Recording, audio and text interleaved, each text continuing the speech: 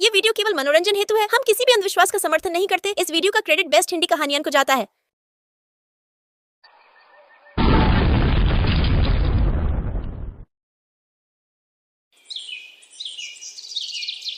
माधोपुर गांव में दो गरीब बहनें प्रिया और निधि रहती थी। वो दोनों बहनें ही एक दूसरे का सहारा थी, क्योंकि उनके माता पिता बचपन में ही उनको छोड़कर चले गए थे।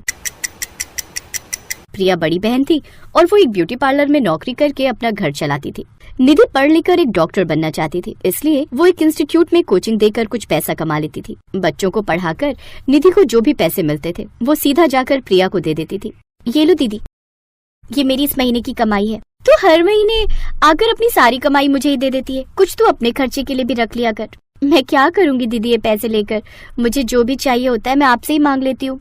अच्छा ठीक है, लेकिन तुझे अगर कुछ भी चाहिए होगा तो मुझे बता देना, ठीक है? हाँ हाँ मेरी प्यारी दीदी। इसी तरह दोनों बहनों में काफी प्यार था। निधि जिस कॉलेज में पढ़ती थी वहाँ एक लड़की थी शीतल, जो निधि से बड़ा जलती थी। शीतल अक्सर निधि की लाइफ में प्रॉब्लम क्रिएट करने का मन बनाती रहती थी। आज भी उसके दिमाग में कुछ खुराफात ही चल रहा था, इसलिए छुट्टी होने के बाद उसने निधि का पीछा किया और उसके घर तक पहुंच जाती है, जहां वो देखती है कि निधि और प्रिया दोनों बहनों में आपस में खूब प्यार है। ओह, तो ये है इसकी कमजोरी, इसकी बड़ी बहन। अब कुछ भी करके इन दोनों को अलग करना ही होगा, और जब इस निधि की बड़ी बहन खुद उसे धक्के मारकर घर से बाहर निकाल देगी तब मजा आएगा। फिर कुछ दिन बाद, वैसे एक बात कहूँ निधि, तेरी बड़ी बहन खुद तो बड़े अच्छे अच्छे कपड़े पहन कर रहती है, और एक तू है कि ऐसे ही कपड़े पहनती है। पता है कल भी मैंने उसे बाजार में नया लहंगा खरीदते हुए देखा था, वो उस पर बड़ा खिल रहा था। वैसे तूने नहीं बताया कि तू कैसा लहंगा लाई है अपने लिए? क्या दीदी नया लहंगा लाई है? लेकिन उन्होंने तो मुझे इस बारे में कुछ भी नहीं बताया। जरूर तुमने किसी और को देखा होगा। ये कहकर निधि वहाँ से घर आ जाती है। घर पहुंचकर वो देखती है कि प्रिया के कमरे में बहुत ही सुंदर लहंगा रखा हुआ है। अरे ये क्या नया लहंगा? लगता है शीतल इसी के बारे में बात कर रही थी। वो ये सोच ही रही थी कि तभी वहाँ प्रिया आ जाती है और उससे कहती है, आ गई मेरी प्यारी बहन, ये देख मैं तेरे लिए नया लहंगा लाई हूँ दिवाली पर पहनने के लिए। तुझे पसंद आया? झूठ मत बोलो दीदी, साफ साफ कहो कि ये लहंगा तुमने अपने लिए लिया है। अगर मेरे लिए लिया होता तो ये बात तुम मुझे कल ही बता देती। ये कहकर निधि गुस्से में वहाँ से चली जाती है। प्रिया को कुछ समझ में नहीं आ रहा था। माना तेरी बहन ने बचपन में तेरी पढ़ाई का खर्चा उठाया था, लेकिन इसका मतलब ये थोड़ी ना कि अब वो तेरी सारी तनख्वाह रखकर उस बात का फायदा उठाएगी। अरे तेरी भी अपनी लाइफ है, ऐसे ही एक रोज। क्या हुआ निधि, तुम्हें अभी तक तनख्वाह नहीं मिली क्या? आपसे मतलब मिली हो या नहीं, वैसे भी ये मेरे पैसे हैं, किसी को दूं या अपने पास रखूं मेरी मर्जी। ऐसे ही देखते कुछ दिन बीत जाते हैं। प्रिया की समझ में कुछ नहीं आ रहा था कि आखिर उसके बिहेवियर में इतना बदलाव कैसे आ गया। कुछ दिन बाद दिवाली वाला दिन भी आ जाता है। कॉलेज की छुट्टी होने के कारण प्रिया निधि को शहर से कुछ दिवाली का सामान लाने भेज देती है और खुद घर की साफ सफाई में लग जाती है। वहीं दूसरी तरफ शीतल एक प्लान बनाती है। वो निधि को फोन लगाती है। निधि कहाँ हो तुम? मैं दिवाली का कुछ सामान लेने शहर आई हूँ। ओह, तभी यहाँ पार्टी हो रही है? मतलब मैं कुछ समझी नहीं। मतलब ये कि मैं तुमसे मिलने तुम्हारे घर आई थी तो मैंने देखा प्रिया दीदी अपने दोस्तों के साथ बड़े मजे से पार्टी एंजॉय कर रही है। पार्टी? कैसी पार्टी? हमारे यहाँ तो किसी का बर्थडे नहीं है। पता नहीं, तुम्हारे घर से लाउड म्यूजिक की आवाज आ रही थी। वो जरूर खुद पार्टी के मजे ले रही है और तुम्हें उसने सामान लेने भेज दिया। अब बस भी करो शीतल, कितना झूठ बोलोगी? मैं अपनी बड़ी बहन को अच्छे से जानती हूँ। अच्छा ऐसी बात है, तो तुम अभी घर पहुँचो और नजारा देखो, मैं अभी भी वही हूँ तुम्हारे घर के बाहर। ये सुनकर निधि कुछ ही देर में वहाँ पहुँच जाती है, जहाँ वो देखती है कि प्रिया सच में पार्टी एंजॉय कर रही है। ये देख निधि को बड़ा गुस्सा आता है और वो गुस्से में बोलती है, आप तो बड़ी ही खुदगर्ज निकली, मुझे पल भर में सौतेला बना दिया। मुझे आपसे ये उम्मीद नहीं थी। ऐसा दिन देखने से अच्छा होता मैं भी माँ बाबा के साथ उसी एक्सीडेंट में मर जाती। चुप कर निधि, ये क्या बकवास किए जा रही है और तू कहना क्या चाहती है? यही कि अब मैं ऐसी लड़की के साथ इस एक छत के नीचे नहीं रह सकती, इसलिए मैं यहाँ से जा रही हूँ, हमेशा हमेशा के लिए आपको छोड़कर। अरे लेकिन निधि हुआ क्या, सुन तो सही। अब निधि वो घर छोड़कर चली जाती है। ये सब देखकर शीतल मन ही मन बड़ी खुश हो रही थी, क्योंकि ये सब शीतल की एक सोची समझी साजिश थी। क्योंकि शीतल के सभी दोस्त बिना प्रिया को बताए उसके घर पार्टी का सामान लेकर पहुंच जाते हैं और प्रिया से झूठ कहते हैं कि वो निधि को दिवाली पार्टी का सरप्राइज देना चाहते हैं। इधर प्रिया को कुछ समझ नहीं आ रहा था कि निधि को उसके खिलाफ कौन भड़का रहा है। दूसरी तरफ निधि गुस्से में जंगल की तरफ चली जाती है। उसे चलते चलते काफी अंधेरा हो जाता है। वो काफी घबराई हुई थी, इसलिए लगातार जय श्री राम जपे जा रही थी। जय श्री राम जय श्री राम जय श्री राम। उधर घर पर प्रिया अपनी बहन के लिए बड़ी परेशान हो रही थी। ना जाने मेरी बहन किस हाल में होगी, उसने कुछ खाया भी होगा या नहीं। उधर निधि लगातार जय श्री राम जपे जा रही थी। तभी एक साधु बाबा वहाँ आते हैं। क्या हुआ बच्ची, तुम इतनी घबराई हुई क्यों हो? और इस वक्त इस जंगल में क्या कर रही हो? यहाँ बहुत से जंगली जानवर रहते हैं। अगर किसी ने कोई नुकसान पहुँचा दिया तो मैं क्या करूं बाबा जी, मैं कहाँ जाऊं, मेरा कोई घर नहीं है। ये कहकर निधि जोर जोर से रोने लगती है। उसकी बात सुनकर साधु बाबा अपनी जादुई शक्तियों से सारी कहानी देखता है तो उसे सब समझ आ जाता है कि शीतल ने कैसे दोनों बहनों के बीच में फूट डलवाई है। तुम्हारी बहन पूरी तरह से बेकसूर है। ये सब किया धरा उस शीतल का है जिसने जानबूझकर पार्टी का सामान तुम्हारे घर पहुंचाया और पार्टी जैसा माहौल बनाया। इससे पहले भी कई बार शीतल ने तुम्हें नुकसान पहुंचाने की कोशिश की है क्योंकि वो नहीं चाहती कि तुम दोनों बहनें एक साथ रहो। क्या इसका मतलब मैंने बेकार में दीदी को इतना बुरा भला कहा? मैं कितनी बुरी हूँ जिसने मुझे माँ बाप दोनों का प्यार दिया और मैंने उसी के प्यार पर शक किया। साधु बाबा, मैं आपकी शुक्रगुजार हूँ जो आपने मुझे सच सच बताया। ये लो निधि, ये 2 जादुई दिए हैं। ये तुम दोनों बहनों को सदा एक साथ प्रेम के धागे में पिरोकर रखेंगे। एक दिए को तुम रखना और एक को अपनी बड़ी बहन को दे देना। इन जादुई दियों से तुम जो भी मांगोगे वो तुम्हें मिल जाएगा और आज के बाद कोई भी तुम दोनों बहनों में फूट डालने की कोशिश करेगा तो ये जादुई दिए उसे सबक सिखाएंगे। निधि खुशी खुशी वो दिए लेकर घर जाती है और अपनी बहन से माफी मांगती है। फिर उसे सारी बात बताती है। फिर वो जादुई दिए से अपने सारे घर को झोपड़ी से एक बड़े घर में बदल देती है और पूरे घर को दिवाली की रोशनी से जगमगा देती है। ए जादुई दियो, अब हमारे लिए जल्दी से सुंदर सुंदर लहंगे प्रकट करो। ये कहती है वहाँ पर सुंदर सुंदर लहंगे प्रकट हो जाते हैं, जिसके बाद वो दोनों सज धज कर शीतल के घर जाती हैं। उन दोनों को एक साथ देख वो बुरी तरह जल जाती है। तुम दोनों एक साथ? हाँ, तुम्हें दिवाली की मुबारकबाद देने आए हैं। जो करे हम दोनों बहनों में पंगा, उसे मिले डंडा। ए जादुई दिए, दिखा दो अपना कमाल। उसके इतना कहते ही शीतल पर जोर जोर से डंडों की बारिश होने लगती है। ये देख दोनों बहनें एक साथ मुस्कुराते हुए कहती हैं, हैप्पी दिवाली। हर साल की तरह इस साल भी सोनपुर गांव में रंगोली प्रतियोगिता होने वाली थी। इस साल भी वहां के चौधरी महेश चंद्र ने पहले से ही एक बहुत बड़े रंगोली बनाने वाले डिजाइनर को शहर से बुलाने का विचार किया हुआ था। पिताजी, आप तो जानते ही हो हर साल मैं ही रंगोली प्रतियोगिता जीतती हूँ। आपने रंगोली डिजाइनर को बुला लिया है ना? किसी को कानो कान खबर नहीं होनी चाहिए कि हम रंगोली बाहर से बुलाकर बनवाते हैं। सबको बार बार की तरह यही लगना चाहिए कि रंगोली मैं बनाती हूँ। चिंता मत करो कोमल, मैंने पहले ही इंतजाम कर लिए हैं। बहुत बढ़िया डिजाइनर आने वाला है जो बहुत सुंदर रंगोली हमारे आंगन में बनाएगा। हर बार की तरह 50,000 का इनाम तुम ही जीतोगी। किसी को कुछ नहीं पता चलेगा। गांव में किसी की हिम्मत नहीं जो मेरे आगे बोल जाए। और कभी ऐसा हुआ कि सच्चाई खुद ही सामने आ गई, तब क्या करोगे? आपने एक बार भी कोमल को कहा है कि वो खुद से रंगोली बनाना सीखे। राम प्रकाश की बेटी बिंदिया कितनी सुंदर रंगोली बनाती है। सिर्फ आपके पैसे की रंगोली के कारण वो हार जाती है, वरना उसके हाथों की रंगोली बहुत सुंदर बनती है। तुम तो जब भी बोलोगी कड़वा ही बोलोगी। अपनी बेटी से ज्यादा तुम्हें उस बिंदिया का ख्याल रहता है। अरे वो एक गरीब मामूली मजदूर की बेटी है। वो जितनी मर्जी कोशिश कर ले, हमारी बेटी से आगे नहीं निकल सकती। और तुम अपनी जुबान भी मत खोलना, समझी? माँ, तुम तो चुप ही रहा करो। पता नहीं जब देखो उन गरीब भिखारियों की तरफदारी करती रहती हो। कोमल की माँ उस समय चुप हो जाती है, पर वो हमेशा अपनी बेटी को यही समझाती थी कि खुद से मेहनत करना सीखे, खुद रंगोली बनाना सीखे। पर कोमल अपनी माँ की बात को एक कान से सुनती और दूसरे से निकाल देती, क्योंकि उसे ऐसा करने में अपने पिता का सहयोग मिलता था। उधर गरीब राम प्रकाश की बेटी बिंदिया भी रंगोली बनाने की तैयारी कर रही थी। माँ, ये देखो मैं कितने सुंदर सुंदर फूल लाई हूँ रंगोली बनाने के लिए। अरे वाह बिटिया, बहुत सुंदर है। अच्छा, मैंने तेरे लिए घर के सारे जरूरी सामान जो रंगोली बनाने में काम आएंगे निकाल दिए हैं। चावल पीस दिए हैं। ये रही हल्दी, ये रहा कुमकुम और बाकी सामान भी देख लो। ये भी तुम्हारी रंगोली में काम आ जाएंगी। बहुत अच्छा किया माँ। देखना, मैं इस बार घर के सारे सामान से बहुत सुंदर रंगोली तैयार करूंगी। पर क्या हुआ बिंदिया, तेरा चेहरा क्यों उतर गया? मुझे पता है हमारी बिटिया का चेहरा क्यों उतरा है, क्योंकि वो जानती है चौधरी साहब ने पैसा लगाकर पहले ही किसी अच्छे रंगोली बनाने वाले को बुला लिया होगा और जज के सामने बोलने की इस गांव में किसी की हिम्मत नहीं होती। हर बार की तरह कोमल ही रंगोली प्रतियोगिता को जीतेगी। हमारी बेटी तो सिर्फ सपना देख सकती है। ऐसा मत कहो, समय पलटते देर नहीं लगती। मैं अपनी बेटी को कभी निराश नहीं होने दूंगी। मेरी बेटी पूरी मेहनत से रंगोली तैयार करेगी। उसकी किस्मत में भगवान ने इस बार ये जीत लिखी होगी तो ये जरूर जीतेगी। मैं तो बस भगवान पर विश्वास रखती हूँ। उन्हें मेरी बेटी को उसकी मेहनत का फल देना होगा तो वो जरूर देंगे। बिंदिया एक काम कर, जा तू मंदिर की साफ सफाई कर ले, फिर कल धनतेरस है, 2 दिन बाद दिवाली, और दिवाली वाले दिन ही तो रंगोली प्रतियोगिता है, तुझे उसकी भी तैयारी करनी होगी। मैं तब तक रसोई की साफ सफाई कर लेती हूँ। ठीक है माँ, मैं मंदिर साफ कर लेती हूँ। बिंदिया मंदिर की साफ सफाई में लग जाती है। बिंदिया के हाथ में लक्ष्मी गणेश की मूर्ति थी। बिंदिया लक्ष्मी गणेश से प्रार्थना करती है, हे गणेश भगवान, हे लक्ष्मी माता, परसों मैं रंगोली प्रतियोगिता में भाग ले रही हूँ। मैं पूरी मेहनत से रंगोली बनाऊंगी, बस आप अपना आशीर्वाद देना कि मैं अच्छी रंगोली बनाने में सफल रहूं। बिंदिया पूरे मंदिर की सफाई करती है और खूब अच्छे से मंदिर सजाती है।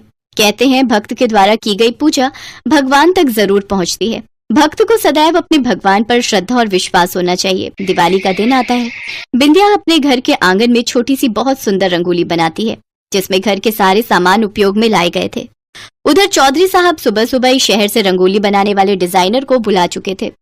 उन्होंने अपने घर के आंगन में एक विशाल बहुत ही सुंदर तरह तरह के डिजाइनर रंग और डेकोरेशन का सामान लगवाकर रंगोली तैयार करवाई और उस रंगोली बनाने वाले को पैसे देकर वापस शहर भेज दिया।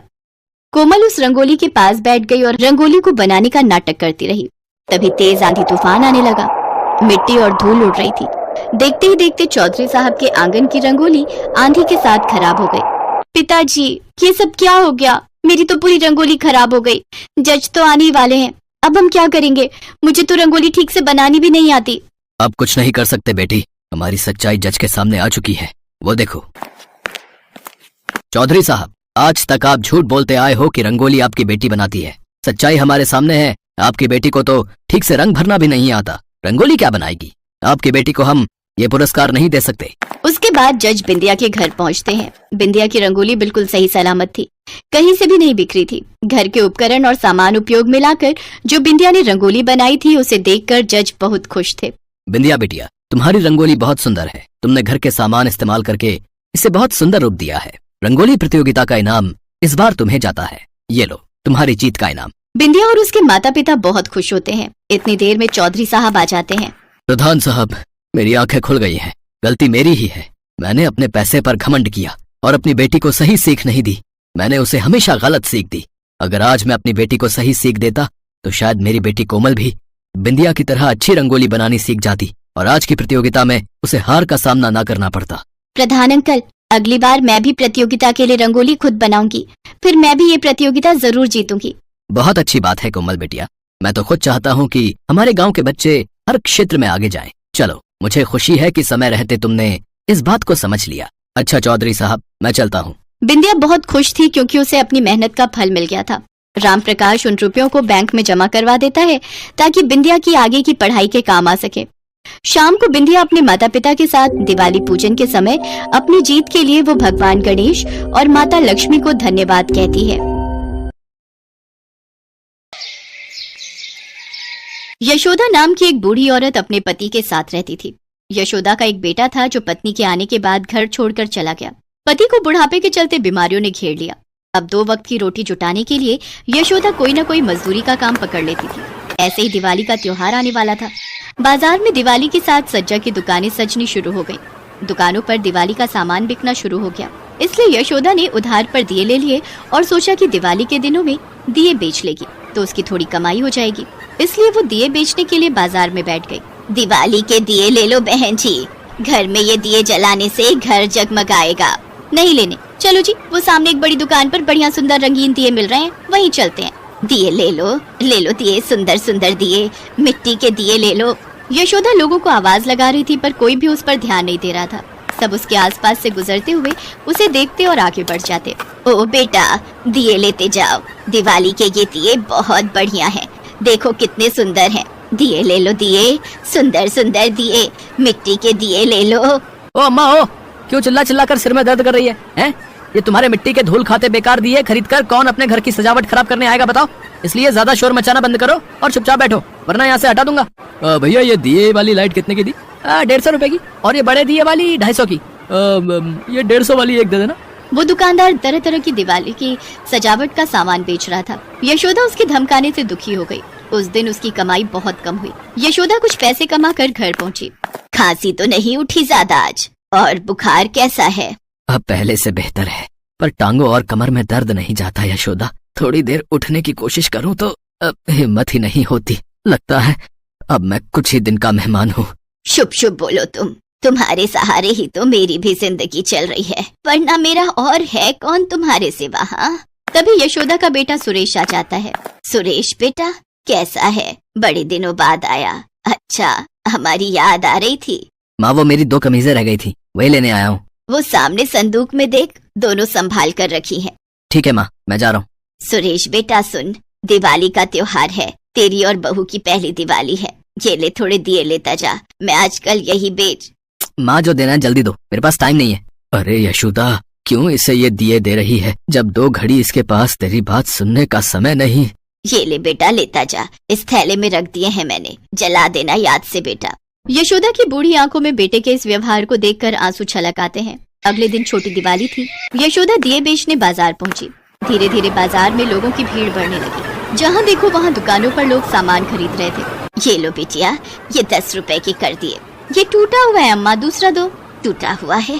अब ये लो बिटिया, ये वाला ठीक है, लाओ ये टूटा हुआ मुझे दे दो। ये लो 10 रुपए। दिए ले लो दिए, बहन जी मिट्टी के दिए ले लो। ओ अम्मा ओ, आज यहाँ मेरी दुकान के पास नहीं बैठोगी तुम, वहाँ सामने उस दीवार के पास जाकर बैठो। मेरी दुकान के पास से ये सारे दिए उठाओ और वहाँ बैठो। चलो। गुस्सा क्यों करते हो बेटा, कोई बात नहीं, मैं यहाँ नहीं तो वहाँ बैठ जाऊंगी। तुम्हें मेरी वजह से परेशान होने की कोई जरूरत नहीं बेटा। बेचारी यशोदा अपने बूढ़े शरीर से धीरे धीरे करके सारे दिए उठाती है और दूसरी जगह बैठ जाती है। शाम हो जाती है पर यशोदा की बिल्कुल भी कमाई नहीं हुई थी। अचानक यशोदा को शोर सुनाई दिया। अरे आग लग गई भैया, आग लग गई। आग लग गई? कहाँ? हे भगवान, वो सामने सजावट की दुकान पर, वो देखो। अरे अरे कोई मदद करो, अरे कोई मदद करो मेरी। हे ईश्वर, अब मैं क्या करूँ? ओ भैया अपनी मशीन दे दो, वरना ये आग मेरी दुकान के अंदर फैल जाएगी। अरे भैया मेरे पास आग बुझाने की मशीन नहीं है। अरे भैया देर मत करो, फायर ब्रिगेड को फोन कर दो। हम तो तुम्हारी दुकान के आसपास नहीं आएंगे, हमारी भी तो जान को खतरा है। सही कह रहा है भैया, हम क्यों अपने ऊपर मुसीबत मोल लें भैया? हैं, हमारी दुकान तो तुम्हारी दुकान से दूर है, तुम खुद ही फायर ब्रिगेड को फोन कर लो भैया। हाँ। हर कोई उस दुकानदार की दुकान में लगी आग का तमाशा देख रहा था। तभी यशोदा ने देखा वहाँ बराबर में रेत का ढेर लगा हुआ है। यशोदा ने दियों का टोकरा खाली किया और उस टोकरे में फटाफट से रेत भरकर उस दुकानदार के पास पहुंची और उसने तेजी से सारी रेत उस आग के ऊपर फेंक दी। रेत ढकने से आग कम हो गई। यशोदा फिर से टोकरे में रेत भरकर ले आई। दुकानदार ने देखा कि रेत से आग बुझ रही है तो उसने यशोदा का वो टोकरा अपने हाथ में लिया और रेत भरकर आग पर फेंकने लगा। इतनी देर में फायर ब्रिगेड भी पहुंच गई थी। उसके कर्मचारियों ने जब देखा कि यशोदा और दुकानदार आग पर रेत डाल रहे हैं तो वो हैरान रह गए। ये तो बहुत ही बढ़िया दिमाग लगाया आप लोगों ने, अपनी दुकान का काफी नुकसान होने से बचा लिया। इस हिम्मत की तारीफ तो बनती है। आप लोगों ने रेत डालकर बहुत अच्छा किया, इससे आग नहीं बढ़ती है और रेत आग को बुझाने में बहुत कारगर सिद्ध होती है। भगवान को धन्यवाद कहो कि आज उन्होंने बहुत बड़ा नुकसान होने से बचा लिया। भैया भगवान के साथ साथ मैं इन बड़ी अम्मा को भी धन्यवाद कहना चाहता हूँ। इन अम्मा ने ही मेरी दुकान में लगी आग को बुझाया है। फिर तो अम्मा के साहस की प्रशंसा करनी होगी। चलिए अब हम चलते हैं और सब लोग अपनी अपनी दुकानों का ध्यान रखिए। दिवाली के दिनों में सेफ्टी बहुत जरूरी है। फायर ब्रिगेड वहाँ से चली जाती है। अम्मा मुझे माफ कर दो, अपने व्यवहार के लिए मैं माफी मांगता हूँ अम्मा। जो आज तुमने मेरे लिए किया है उसका एहसान मैं कैसे चुका पाऊंगा, यही नहीं समझ पा रहा। मेरी दुकान में लाखों का सामान था, अगर आज आग बढ़ जाती तो सब कुछ खत्म हो जाता। बेटा मन छोटा मत करो, सब कुछ ठीक है, भगवान की दया से बचाव हो गया, ये बहुत बड़ी बात है। यशोदा अपने दियों के पास वापस आती है। वो देखती है उसने जल्दबाजी में टोकरे में भरे दियों को जमीन पर रखकर टोकरा उठाया था जिसमें बहुत से दिए टूट गए थे और कुछ खराब हो गए। दुकानदार दूर से ये सब देख रहा था। अगले दिन दिवाली का त्योहार था। यशोदा उस दिन क्या ही दिए बेचने जाती। उसने जो दिए उधार लिए थे उनमें से काफी दिए खराब हो गए। अब मैं उधार के पैसे कैसे दूंगी, सारे दिए किनारों से खराब हो गए, इन्हें कोई नहीं खरीदेगा, कैसे करूं, कुछ समझ नहीं आ रहा। यशोदा दुखी मन से अभी सोच में बैठी ही थी कि तभी वो दुकानदार उसके घर आता है।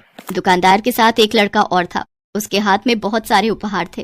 अरे बेटा तुम और यहाँ? हाँ अम्मा, तुम्हारा घर पता किया और मैं दिवाली की बधाई देने के लिए खुद ही चला आया। अम्मा दिवाली की बहुत सारी शुभकामनाएं। जानता हूँ कल मेरा नुकसान बचाने के चक्कर में तुमने अपना बहुत नुकसान कर लिया। अम्मा जो एहसान तुमने कल मुझ पर किया है उसका कर्ज तो मैं नहीं चुका सकता, पर एक बेटा होने के नाते ये कुछ उपहार लाया हूँ, ये ले लो, मुझे अच्छा लगेगा। और ये अम्मा ये लिफाफा भी रखो, समझना आपके बेटे ने आपको दिवाली का तोहफा दिया है। यशोदा की आंखों में आंसू आ जाते हैं। यशोदा देखती है लिफाफे में 51,000 रुपए थे। यशोदा को सचमुच उन रुपयों की बहुत जरूरत थी। और भगवान ने किसी न किसी तरीके से यशोदा को उसकी अच्छाई का इनाम उस दिन दे ही दिया। कहते हैं जो निस्वार्थ भावना से दूसरों की मदद करता है, भगवान भी किसी न किसी तरीके से उसकी मदद अवश्य करते हैं। यशोदा माँ लक्ष्मी और गणेश जी की पूजा आरती करती है और उन्हें धन्यवाद कहती है। दिवाली के अगले दिन वो दिए वाले को उधार के पैसे दे देती है।